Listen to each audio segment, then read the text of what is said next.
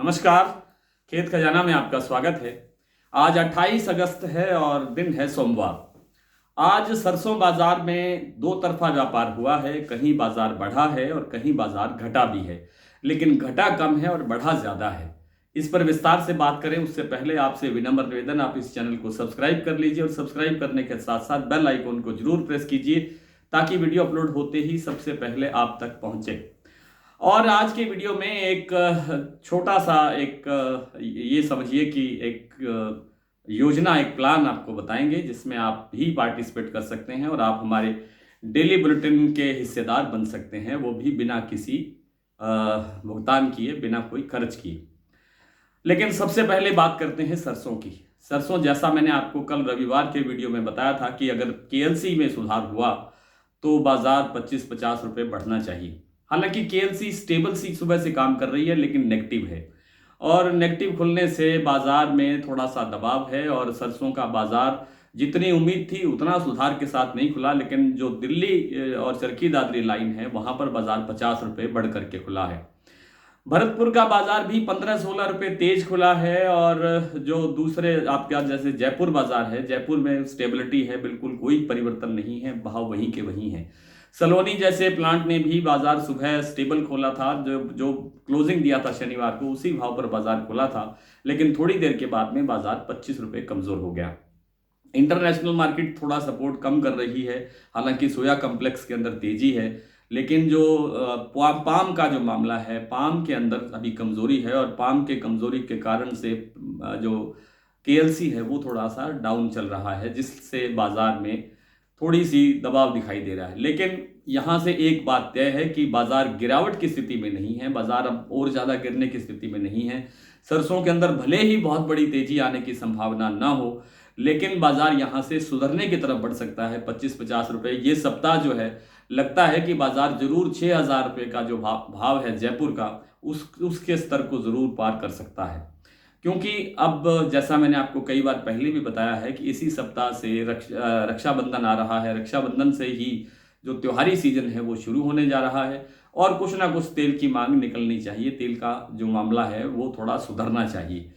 कारण क्या है कि तेल का स्टॉक ज्यादा नहीं किया हुआ है लोगों ने, और न ही सरसों का स्टॉक किया हुआ है, न ही सरसों का रिफाइन बना है।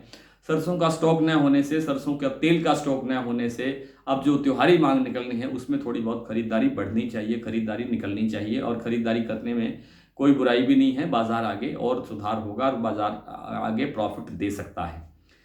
कुल मिलाकर के सरसों के बाजार में मुझे लगता नहीं है कि अब यहां से कोई गिरावट आएगी, बाजार बढ़ने की तरफ ही है। बाजार बढ़ेगा कितना ये कहना बहुत कठिन है, लेकिन जैसा मैंने आपसे पहले कई बार निवेदन किया है कि अब यहां से 200-250 रुपए का सुधार हमें देखने को मिल सकता है, लेकिन उसके अंदर हमें वही 10 दिन 15 दिन का इंतजार करना पड़ सकता है। इस सप्ताह मुझे लगता है कि बाजार भाव जयपुर, जैसे मैंने अभी बताया कि 6,000 का जो लेवल है उसको क्रॉस कर सकता है।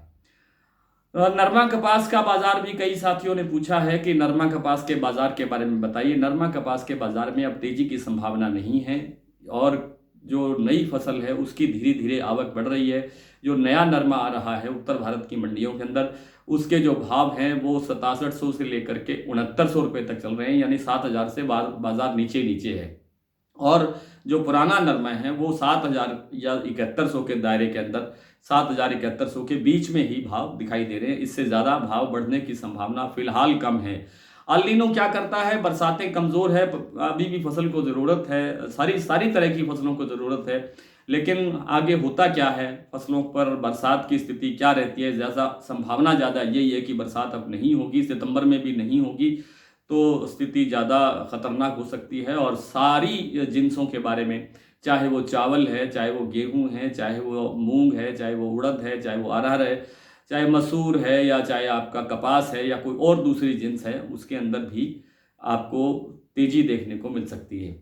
दूसरी चीज जो सबसे बड़ी चिंता आप सताने लगी है कि अक्टूबर में अगर बरसात कम होती है तो बिजाई का जो मामला है सरसों का वो प्रभावित हो सकता है। और वो प्रभावित होने का मतलब ये है कि सरसों में आगे चल करके फिर और तेजी देखने को मिल सकती है। लेकिन ये बहुत एडवांस बात है, बहुत पहले की बात है, इस पर अभी ध्यान ना दें। अभी आप ये ध्यान रखें कि बाजार का हमें 6,000 से आगे निकल करके 6200-6300 का लेवल तक हमें लक्ष्य का पीछा करना है।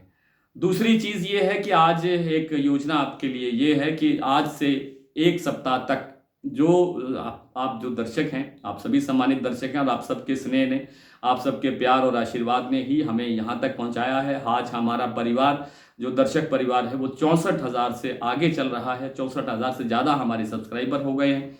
और इन सब से मैं निवेदन ये करना चाहूँगा कि आप आज से इस चैनल को लाइक और सब्सक्राइब तो करेंगे ही, लाइक और शेयर करना शुरू कीजिए। और जहां आप कमेंट करते हैं वहां पर आप अपना क्लियर पूरा नाम और पूरा एड्रेस जहां से आप हमें देख रहे हैं, यानी अपने शहर या ज़िले का नाम अवश्य लिखें, ताकि पता लगे कि कौन व्यक्ति कहां से देख रहा है और उसने कितनी बार शेयर और लाइक किया है।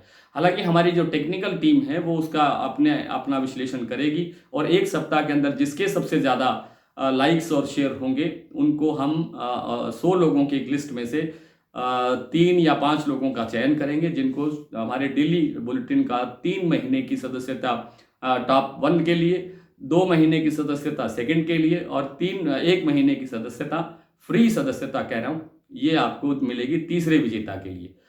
और इस पर विस्तार से बात भी होती रहेगी, लेकिन आज से आप ये काम शुरू कर दीजिए।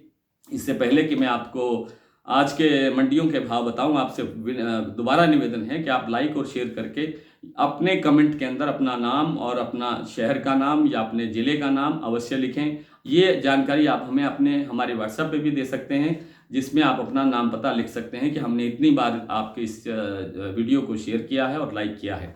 आइए कुछ मंडियों के भाव देख लेते हैं। आज जैसा कि मैंने आपको बताया कि भरतपुर का बाजार 15-16 रुपये बाजार बढ़कर के खुला था, तो कल आपको ध्यान होगा 5,495 रुपये का भाव था शनिवार को, और आज भाव है 5511 रुपये। जयपुर 5875 पर स्टेबल है। दिल्ली 50 रुपये बढ़ गया है, 5650 रुपये का भाव है। चरखी दादरी भी 50 रुपये बढ़ा है, 5600 रुपये का भाव हो गया है। नडबई 5510, नौर मंडी 5400, गोयल कोटा 5800 रुपये, कल से 25 रुपये कमजोर हुआ है। नागौर 5200 रुपये, बीकानेर 5150 रुपये, हिंडौन 5561 रुपये, सिरसा 5350 रुपये, अलवर 5600 रुपये, कोटा 5400 रुपये, सुमेरपुर 5480, खेरली मंडी 5575, भिवानी मंडी 5470, अबोर मंडी 5141, गंगापुर सिटी 5560, हापुड़ 5950, मुरैना 5300, ग्वालियर 5400, केकड़ी 5350, आदमपुर 5451, संगरिया 5375, सिवानी मंडी 5450 से 5500, बरवाला 5325, हिसार 5500, गोलूवाला 5288, और आज कोटा सलोनी का भाव है 6300 रुपये। कोटा अलवर का भाव है सलोनी अलवर का भाव है 6350 रुपये। सलोनी दिग्नेर का भाव है 6350 रुपये और शमशाबाद सलोनी का भाव है 6325 रुपये। आज इतना ही, कल आपसे फिर मुलाकात होगी, तब तक के लिए नमस्कार।